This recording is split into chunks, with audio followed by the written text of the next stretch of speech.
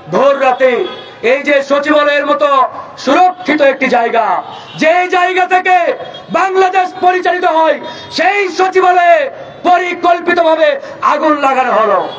এই আগুনের উদ্দেশ্য একটাই, আওয়ামী দোসরদের বিচার যাতে না হয়, তাদের গুম খুন অপরাধের নথিগুলো যাতে এই দেশের মানুষ জানতে না পারে, তার জন্য তারা সব পুড়িয়ে ছারখার করে দিয়েছে।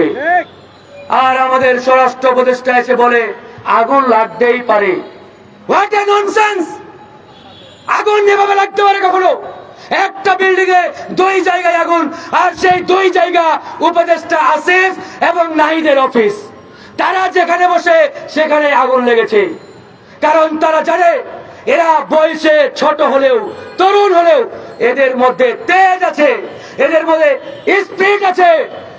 এই জন্য এদেরকে ধ্বংস করা, নষ্ট করা তাদের মুখ্য উদ্দেশ্য ছিল। বেছে বেছে তাদের ফ্লোরগুলোতেই তারা আগুন লাগিয়েছে, একবারে পুরো ছারখার। আমরা বলেছি এই আগুন এই উপদেষ্টা পরিষদের প্রাপ্য ছিল, তারা তাদের প্রাপ্য এখন পাওয়া শুরু করেছে। আমরা বললাম আওয়ামী লীগকে নিষিদ্ধ করেন, আর এরা বলে না আওয়ামী লীগকে নিষিদ্ধ করা যাবে না। কেন? এই আওয়ামী লীগ তোমাদের বাপ লাগে নাকি তোমাদের চাচা, যে আওয়ামী লীগকে নিষিদ্ধ করতে তোমাদের এত কষ্ট হয়?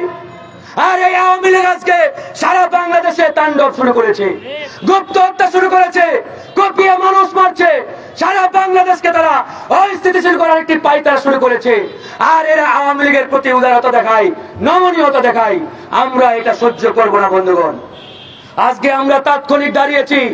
আমরা বলতে চাই এই যে সচিবালয়, এই সচিবালয়ে 95% এখনো আওয়ামী দোসর বসে রয়েছে। আর এই আওয়ামী দোসররাই এই আগুন লাগিয়েছে, এই দেশকে বেকায়দায় ফেলার মিশন বাস্তবায়ন তারা শুরু করেছে। উপদেষ্টারা জানে না, নাকে তেল দিয়ে ঘুমাই, আর সকালে ঘুম থেকে উঠে বিদেশি নাস্তা খুঁজে, বিদেশি খাবার খুঁজে। এই হচ্ছে উপদেষ্টা পরিষদের কর্মকাণ্ড। আমরা চেয়েছিলাম আগে সংস্কার করুক, দেশকে একটা সুন্দর জায়গায় নিয়ে যাক, কিন্তু এই উপদেষ্টা পরিষদ এই মাজা ভাঙ্গা মেরুদণ্ডহীন উপদেষ্টাদের দিয়ে সেটা বোধহয় আর বাস্তবায়ন সম্ভব নয়। সম্ভব নয় বন্ধুগণ। আমরা অনেক ধৈর্য ধরেছি, অনেক দেখেছি, 4 মাস অপেক্ষা করলাম। এই 4 মাসে আওয়ামী লীগের 2 ভাগ খুনিকেও গ্রেপ্তার করতে পারে নাই। কি করবে এরা ভবিষ্যতে, তার আলামত দেখতে পাচ্ছি। আমরা আস্থা রেখেছিলাম, কিন্তু এরা ব্যর্থতার পরিচয় দিচ্ছে। সেই জায়গা থেকে আমরা এখন সিদ্ধান্ত নিয়েছি এই মাঝাভাঙ্গা মেরুদণ্ডহীন উপদেষ্টাদের অনতি বিলম্বে বহিষ্কার না করলে, কিংবা তারা নিজেরাই পদত্যাগ না করলে, আমাদের আন্দোলনটা এখন এই উপদেষ্টা তথা এই আওয়ামী উপদেষ্টাদের বিরুদ্ধেই হবে। আগামীতে এদের বিরুদ্ধে লড়াইটা শুরু করবো আমরা।